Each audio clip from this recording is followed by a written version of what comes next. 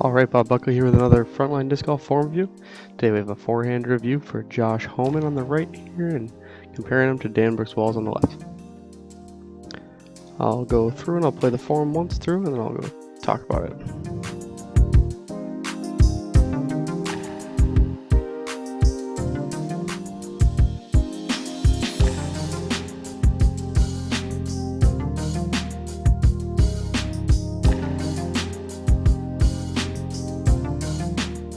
Okay, so my first note, I don't have a lot of notes on forehand form. There's a lot less that goes into a forehand than mechanically than there is backhand. We like to focus on about 2 to 3 things on forehand and about probably like 15 things on backhand. So work on a slower, more controlled walk up. Right now you're using like a crow hop, which is good for like outfielders use it in baseball to throw harder. It's just a lot easier when you have, like right now you're completely in the air. It's a lot easier to control your body if you're slower and you use something that's more repeatable. Like as you see Dan here, it's nice slow. He actually uses an X step here, which is not really necessary for forehand. But if it's repeatable and you can do it the same every time, then it's not the worst option. Actually, all the way back here, I have some of the top pros. I have Eagle. Oops, that's me. I have Eagle here. Eagle uses a little bit of a... he's not really hopping. He's got his back foot down and then his plant foot forward. It's not really an X step. This is Big Germ. Big Germ uses a little bit of a hop, very similar to Eagle. And then there's Nate Sexton. Nate Sexton has the patented Sexton hop. There's a little skip. But none of them are as big as that crow hop, so I would say work on a slower, more controlled walk up. Pay attention to the orientation of your elbow to your wrist. I'll go over this a little bit more later, but I'll show you. I'm going to jump to the last bullet real quick. So the beginning here is definitely different. Dan holds the disc up here, you're holding the disc down here. That isn't a huge issue as long as you're just making sure you're focused on the angle that you're going to throw the disc at. So as you guys come through, as soon as your plant foot is down, so from about here on, your forms are actually very similar. You both come through with your elbow first. Yours is a little bit blurry, so it's kind of hard to see. But you both come through with your elbow first, which is right. Your head's forward.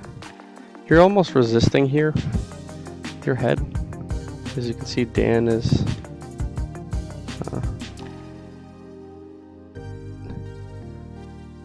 it's okay for your head to move a little bit with your throw, I guess is what I'm trying to say. And then as you release, the only difference is, watch. So Dan comes through flat. See how Dan's wrist is even with his elbow right now? It's even a little lower than his elbow. And when you come through, your wrist, you can see it best there because the rest of it's blurry, but your wrist is above your elbow. So when you come over, you're throwing it at a flex. That's what I mean by the wrist to elbow. And I'll go, like I said, I'll go over that a little bit more. Let's see, I got a couple other things here. Okay, so I'll skip this. All right, so this is me. On the left-hand side, wrist to elbow. Wrist is below the elbow, I'm throwing a hyzer. Wrist is at the elbow, I'm throwing it flat. And wrist is above the elbow, I'm throwing an anhyzer or a flex. What I mean by that is, make sure I have my clicked. Wrist. The wrist is below the elbow. Wrist is at the elbow.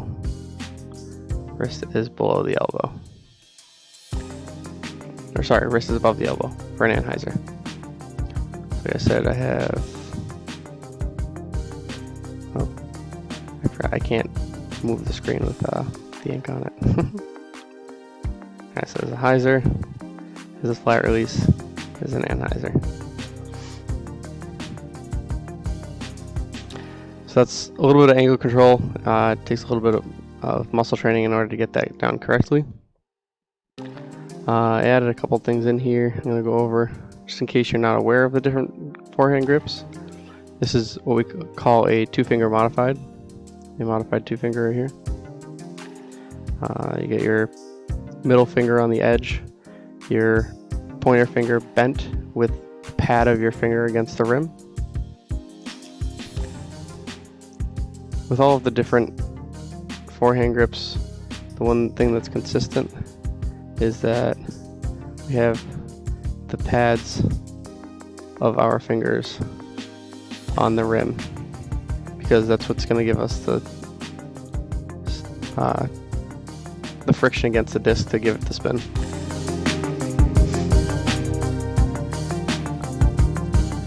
So next I have, let's see, there's a two-finger. This is a typical two-finger stacked grip. Middle finger pad is against the rim. Pointer finger pad is against the flight plate. This is a two-finger split finger, which is, I typically use this for mid-ranges or putters. It helps me get this back edge up to throw it at an anhyzer. I don't think I included my split finger. Okay, I didn't, or my one finger. One finger, similar to the two finger, except I only have my pointer finger pad against the rim, and the rim of the disc is wedged into that webbing of my hand as hard as I can with no gaps. Alright, so here I included a little bit of an exercise you can do if you're just sitting at home. It looks kind of goofy, but you're essentially going to take the disc, you're going to move it up and down, and up and down, and up and down for as long as you can stand. You can do 5 minutes, 10 minutes, whatever.